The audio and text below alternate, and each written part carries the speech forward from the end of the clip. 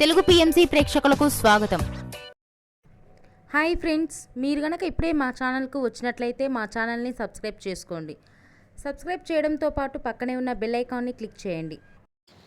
G తెలుగులో ప్రసారమవుతున్న serial Trinayani. ఈ సీరియల్లో చందు, ఆషిక హీరో హీరోయిన్లుగా నటిస్తున్నారు. విశాల్, నయనిగా వీరి నటనతో బుల్లితెర అభిమానుల మనసు దోచుకున్నారు. తాజాగా ఆషిక తన లేటెస్ట్ ఫొటోస్ని అభిమానులతో పంచుకుంది. ఆ ఫొటోస్ని మనం కూడా చూసేద్దాం.